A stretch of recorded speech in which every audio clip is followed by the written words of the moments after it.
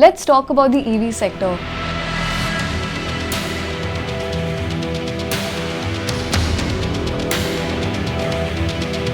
आजकल ईवी या electric vehicles एक बज़वर्ड बन गया है, लेकिन एज इन्वेस्टर्स सही मायने में सेक्टर की ग्रोथ के चांसेस कैसे दिख रहे हैं? इस सेक्टर में अगर हम एक्सपोजर लेना चाहते हैं वो हम कैसे ले सकते हैं? ये सब हम अनपैक करेंगे इस वीडियो में। हाय, अरुणिमा एंड ग्रो की यूट्यूब चैनल पे आपका स्वागत है। This is your go to video for all things about how to invest in the EV sector in India.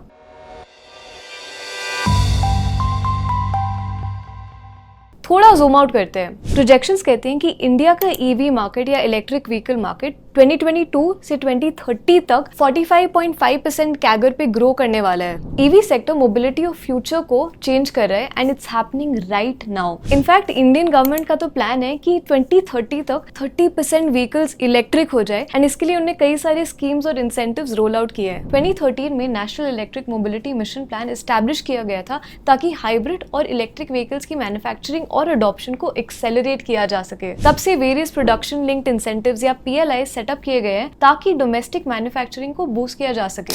ये इंसेंटिव्स कंपनी को ज्यादा से ज्यादा ईवीज लोकली प्रोड्यूस करने के लिए इंकरेज करते हैं, जिससे कॉस्ट रिड्यूस होती है और कंजम्पशन बढ़ती है। एक मेजर इनिशिएटिव है FAME2 जो 2019 में अनाउंस की गई थी और ये इलेक्ट्रिक व्हीकल्स की डिमांड को प्रमोट करने के लिए फाइनेंशियल सब्सिडीज ऑफर करती है। लगभग 11,500 करोड़ रुपीस इस स्कीम के लिए एलोकेट हुए थे और 500 करोड़ रुपीस एलोकेट किए गए इलेक्ट्रिक मोबिलिटी प्रमोशन स्कीम 2024 के लिए, जिससे इलेक्ट्रिक 2 व्हीलर और 3 व्हीलर अडॉप्शन को बूस्ट किया जा सके। इसके अलावा मार्च 2024 में ई व्हीकल पॉलिसी अनाउंस हुई जो ग्लोबल ईवी मैन्युफैक्चरर्स को अट्रैक्ट करने के लिए limited imports of cars at lower custom duties announce करती है। इन पॉलिसीज का कॉम्बिनेशन इंडिया में ईवी सेक्टर के ग्रोथ के लिए एक फर्टाइल एनवायरनमेंट क्रिएट करता है। तो इंडस्ट्री एस्टिमेट्स क्या कहते हैं? वेल, ये कहते हैं कि 2030 तक मार्केट साइज इलेक्ट्रिक व्हीकल्स का होगा 13 मिलियन, यानी कि 11x ग्रोथ वॉल्यूम्स में। इंडिया जो कि ग्लोबल लेवल पर थर्ड लार्जेस्ट व्हीकल मैन्युफैक्चरर है, ईवी मैन्युफैक्चरिंग में भी एक मेजर रोल प्ले करेगा। गवर्नमेंट इंसेंटिव्स के अलावा ये की ग्रोथ ड्राइवर्स हैं। Lower total cost of ownership compare to ICE vehicles, shorter assembly lines due to fewer components, high profitability for distributors,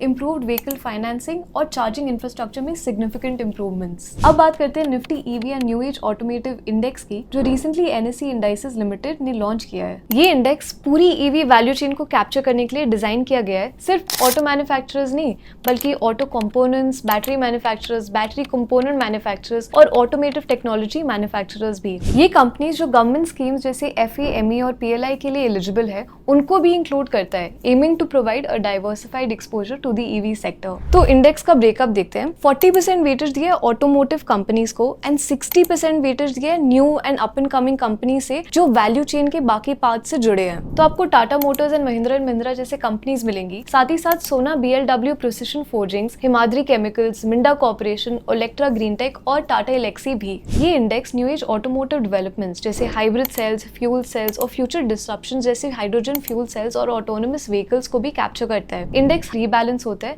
जिससे फ्यूचर ईवी और डिस्ट्रप्टिव कंपनीज को include किया जा सके। आप इन स्टॉक्स में इंडिविजुअली इन्वेस्ट कर सकते हैं, लेकिन एक और ऑप्शन है ETF के थ्रू इन्वेस्ट करना। ग्रो म्यूचुअल फंड ने इंट्रोड्यूस किया है grow Nifty EV and new age automotive ETF, जो इस इंडेक्स को रेप्लिकेट करता है और सेम स्टॉक सेम वेटेज में होल्ड करता है। एक ETF एक स्टॉक की तरह ट्रेड होता है जिससे आप एक्सचेंज पर बाय और सेल कर सकते हैं। इसके लिए आपको डीमैट अकाउंट की जरूरत होगी। एसेंशियली एक ETF एक बास्केट ऑफ स्टॉक्स होता है जो एक्सचेंज पर ट्रेड होता है। अगर आप EV स्टॉक्स में इन्वेस्ट करने में इंटरेस्टेड है बिना हर स्टॉक को इंडिविजुअली ट्रैक और ट्रेड किए, तो grow Nifty EV and new age automotive ETF एक ऑप्शन हो सकता है। एंड ग्रो म्यूचुअल फंड ने एक फंड ऑफ फंड्स भी इंट्रोड्यूस किया है, grow Nifty EV and new age automotive ETF FOF, जो grow Nifty EV and new age automotive ETF के यूनिट्स में इन्वेस्ट करता है। एक FOF या फंड ऑफ फंड्स दूसरे फंड्स या ETFs में इन्वेस्ट करते हैं। ये उन म्यूचुअल फंड इन्वेस्टर्स के लिए आइडियल है जो ETFs ट्रेड नहीं करना चाहते, जिनके पास डीमैट अकाउंट्स नहीं है या जो इस फंड में SIP सेटअप करना चाहते हैं। याद रखिए, grow Nifty EV and new age automotive ETF का NFO period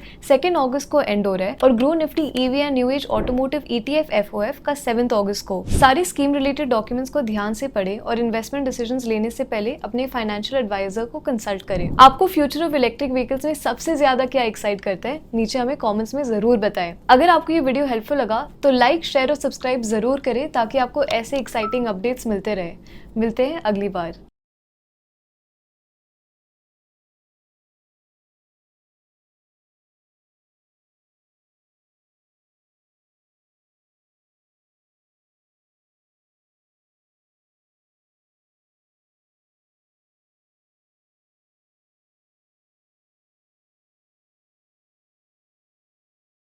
Mutual fund investments are subject to market risks.